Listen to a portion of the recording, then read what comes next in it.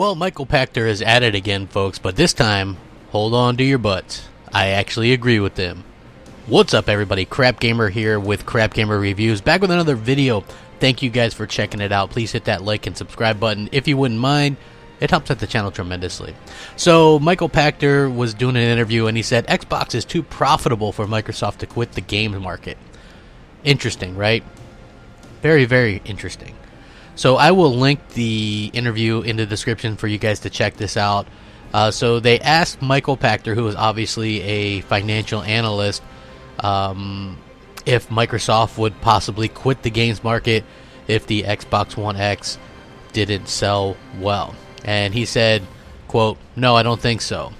Xbox consoles are wildly profitable.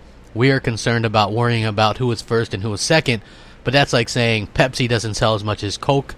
So why not just shut down Pepsi? Or Burger King doesn't sell as many hamburgers as McDonald's, so why not shut down? They're both profitable. Who cares? The only people who care are fanboys." Which is a very interesting stance to take on it. He actually completely did a moochism here, saying, you know, just because Coke is doing better than Pepsi means that Pepsi's not making any money or whatever, so they should just shut down. That's an ignorant way to think about it. It's like there's always been, well, usually three contenders in terms of consoles, and just because one wins doesn't mean the other two are just going to go away. If that were the truth, then the PlayStation brand would have died out last gen because they obviously didn't win that gen. So think about that. You know, there's room for more, and like he says, Xbox is very profitable. And just think about this. Xbox Live alone is bringing in over $3 billion annually. And that was years ago, that stat. Like 360 years ago. So you can imagine right now how much they're making, especially considering the amount of people that actually use the service, that are buying packs and rec packs and gears packs and this pack and that pack and all these different packs.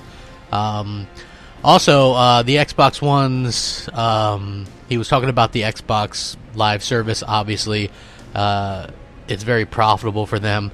And I was also talking about the exclusive thing, and like if they should like fix their first party exclusive lineup and things like that. And he says, you know, I think it's something they should address. I just don't know if that's a priority to them, and I don't know if they have an internal studio that's on par with Sony's internal studios, so I don't know. Horizon was Guerrilla, and those guys are really good. It's hard to come up with stuff like that. Unless Microsoft does something like buy Take-Two and develop GTA and Red Dead as exclusives, it would be hard for them to come up with something like that. So yeah, they should do it, but whether or not they are able to do it, I don't know if they can. So for me personally, I think this is a little bit of a, you know, he did say the one right thing in that Xbox makes too much money to kind of just drop out. The thing I don't agree with is not having, you know, developers who are talented or as good as Sony's internal studios. I don't think Guerrilla is incredibly talented, for one thing. They had their first hit, in my opinion, with Horizon Zero Dawn. Before that, they did really mediocre average shooters, you know, so I'm not really buying into them having that much more talent or anything like that. Now, where you're like, Crapgamer, you're a hypocrite, because yesterday you were talking about how crazy he was with the PS5. Listen to this. When he's this guy is a financial analyst, right? So he deals and specifically with business finances, not gaming related anything, really.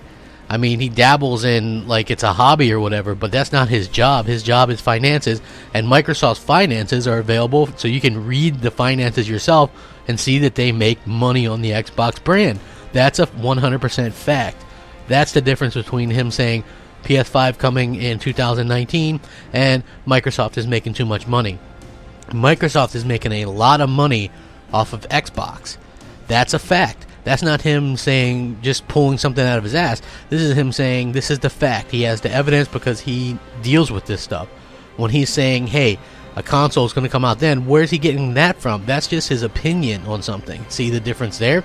So while I agree with the fact that he's bringing to the table that Xbox makes too much money to close down, I absolutely disagree with his opinion on some of the other stuff, especially related around hardware. And you have to remember, this is the same guy who said that The Walking Dead wasn't going to win Game of the Year, and if it did, he'd eat his hat. So when it comes to the actual gaming side of things, he's wrong a lot. I think money side, he knows a little bit more than probably people gets credit for. And keep in mind, a stopped watch is right twice a day. So you have to remember that. The funny thing is, reading the comments in this, because people are really salty about it, when you put things in layman's terms that even PlayStation fans can understand, like, hey, Burger King and McDonald's, just because McDonald's does better doesn't mean Burger King's going to close down. Or same thing with the Coke and Pepsi analogy. That clicks in PlayStation fanboys' heads, and then they're like, oh shit, they're right. Xbox can do well and not beat the PS4. Holy cow, mind blown. You have to remember, we're not dealing with the smartest people in the world here. So anyway, I'm very curious to hear what you guys have to think and say on the subject. Let me know. Have a great night. Rack 'em up. Crapgamer out.